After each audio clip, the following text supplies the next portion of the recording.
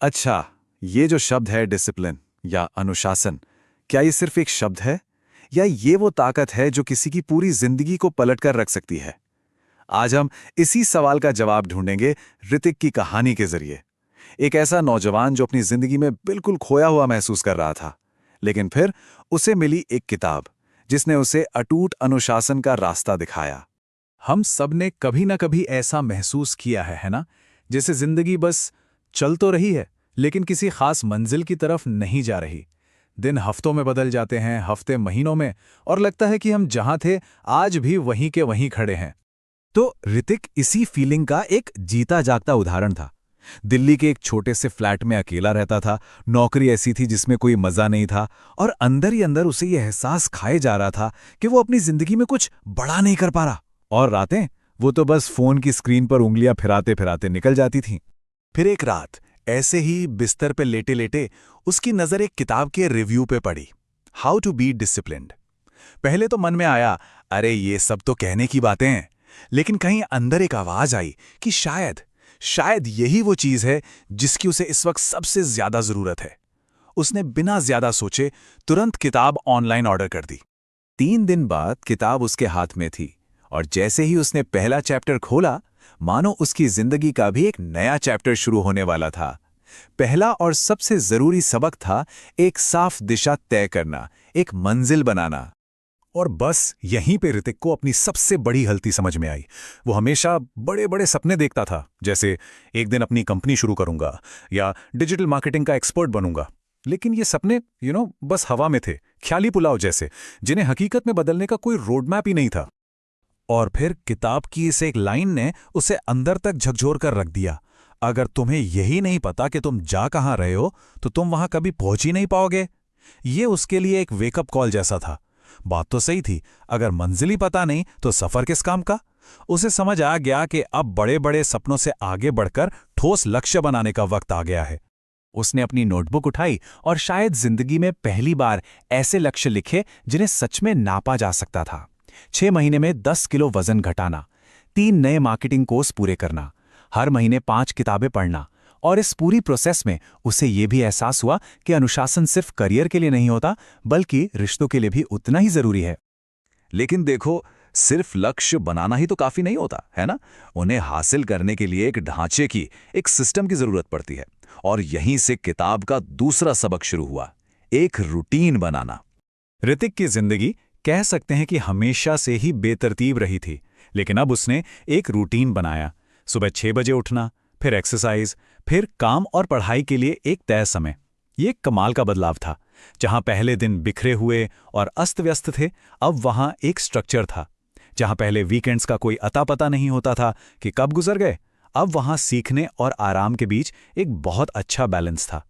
लेकिन यहां एक बहुत ही दिलचस्प मोड़ आया। ऋतिक ने सीखा कि एक अच्छा रूटीन कोई जेल नहीं होता। जब एक दोस्त ने अचानक मूवी के लिए बुला लिया, तो उससे समझ आया कि कभी-कभी ब्रेक लेना भी जरूरी है। अनुशासन का असली मतलब है संतुलन, न कि कोई कठोर नियम। ठीक है, तो अब बाहरी आदतें तो पटरी पर आ रही थीं, लेकिन अब बारी थी अंदर की दुनिया पर काम करने की।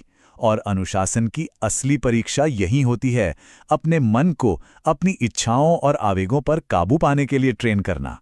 ये लाइन तो अनुशासन का पूरा सार है।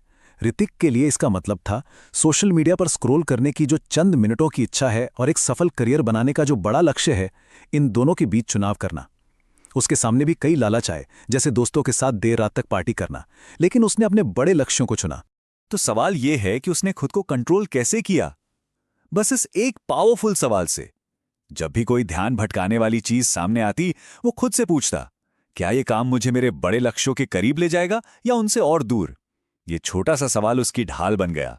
सेल्फ कंट्रोल के साथ साथ ऋतिक को एक और जबरदस्त टूल मिला, माइंडफुलनेस। उसका मन भी हम सब की तरह अक्सर या तो अतीत की गलतियों में भटकता था या भविष्य की चिंताओं में। माइंडफुलनेस ने उसे सिखाया कि कैसे वर्तमान में रहा जाए, क्योंकि असली काम तो अभी में ही होता है। और ये जो बंदर वाला उदाहरण है, ये बिल्कुल सटीक बैठता है। हर सुबह सिर्फ 10 मिनट की मेडिटेशन से ऋतिक ने अपने इस बंदर मन को शांत करना सीख लिया। इसका असर उसके काम पर भी साफ दिखा।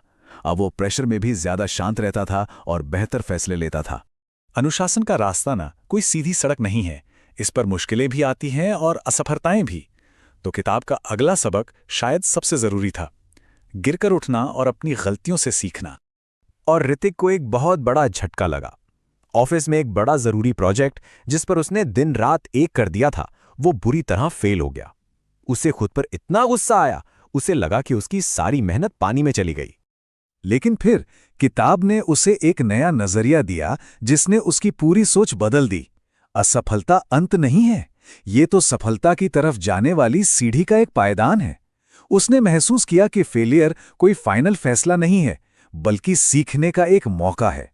तो ऋतिक ने खुद को कोसने के बजाय अपनी गलतियों का एनालिसिस किया। उसने सीखा कि टीम के साथ बेहतर बातचीत जरूरी थी और हर काम खुद करने की कोशिश करना एक बहुत बड़ी गलती थी। उसने ये भी समझा कि अनुशासन का मतलब कभी न गिरना नहीं है, बल्कि हर बार गिरकर और ज्यादा मजबूती से उठना है। और अब हम आते हैं उस आखिरी और सबसे पावरफुल सबक पर, जो बाकी सभी सबकों को एक साथ जोड़ता है।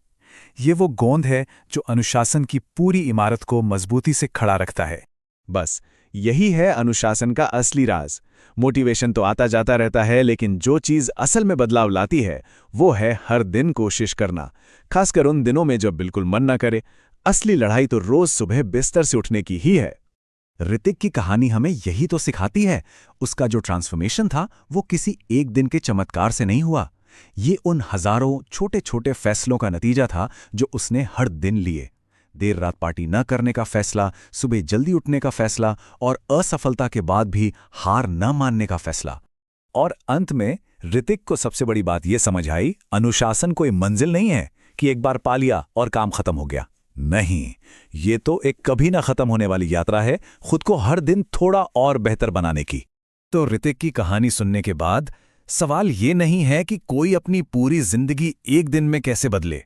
सवाल सिर्फ इतना है कि आज अपनी यात्रा शुरू करने के लिए खुद से वो कौन सा एक छोटा सा वादा है जो निभाया जा सकता है।